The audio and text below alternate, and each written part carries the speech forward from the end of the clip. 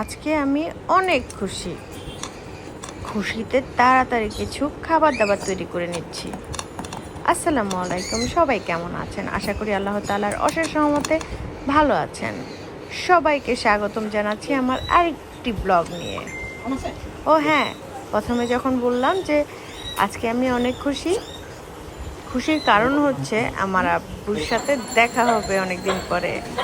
জি হ্যাঁ, আব্বু অনেকদিন পরে আবারও ভোলা থেকে চলে আসছে।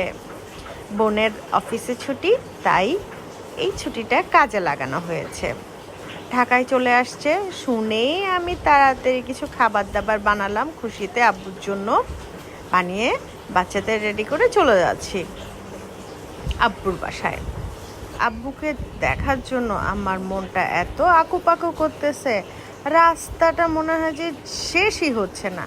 তাড়াতাড়ি উঠে গেলাম বাসায়, গিয়ে এই বোনের মেয়ে জাহিন ও দরজাটা খুললো। তো তাড়াতাড়ি আমি আব্বুকে খুঁজতেছি যে কোন রুমে আব্বু বসে আছে। আসসালামু আলাইকুম আব্বু, কেমন আছো তুমি? হ্যাঁ কেমন আছো? চলে আইছো? হ্যাঁ কত দূরে তো চলে আইছো? তোমার বলে আইতে কষ্ট হয়েছে, খারাপ লাগছে বলে? হ্যাঁ লঞ্চে খারাপ লাগছিল। আরে ঘুমাইছো? ভাত খাইছো? ভাত খাও নাই? ভাত দেয় নাই? এই নানার সালাম দাও। সালাম দাও, নানার হাত মিলাও। আমি আমার বাচ্চাদের সবাইকে ডেকে ডেকে রান্নাকে সালাম দাও, হাক দিতে বলতেছিলাম, সালাম দিতে বলতেছিলাম। হাত দিয়ে দাও একটা। এই যে বোনের ছেলেটা অনেক দিন পর আনাস। নানার সাথে দেখা করলো। টাকা আনাসের দিকে। নানা একদম খুশি হয়ে গেছে আনাসকে দেখে।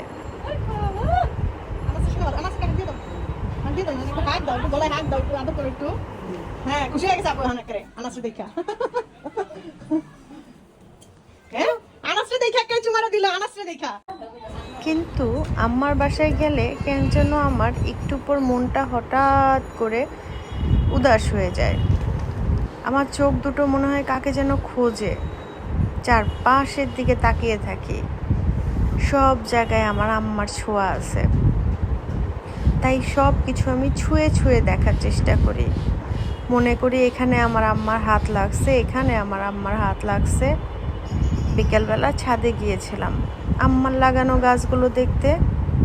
সুন্দর সবুজ লকলকা হয়ে গাছগুলো আছে, সেখানেও আমি ছুঁয়ে দেখতেছিলাম যে এই গাছগুলো নিয়ে আম্মা কতই না গল্প করত, কতই না সবজি আমার জন্য রেখে দিত যে আমি আসলে ওই সবজিগুলো রান্না করে খাওয়াবে। শুধু দু চোখ ভরে দেখছিলাম চারপাশটার দিকে তাকিয়ে। আর এই যে টক পাতা, এগুলো আমি গেলে আম্মা ভর্তা তরকারি সমানে রান্না করে খাওয়াইতো। আমার অবচেতন মনে আমি আমার আম্মাকে মিস করি। জীবনটাতে না আসলে এরকমই হয়, যখন কষ্ট থাকে তখন মনে হয় যে আমি এখন কষ্ট করি, ভবিষ্যতে ভোগ করব। আর ভবিষ্যৎ আসতে আসতে তখন মানুষটা কোথায় যেন হারিয়ে যায়।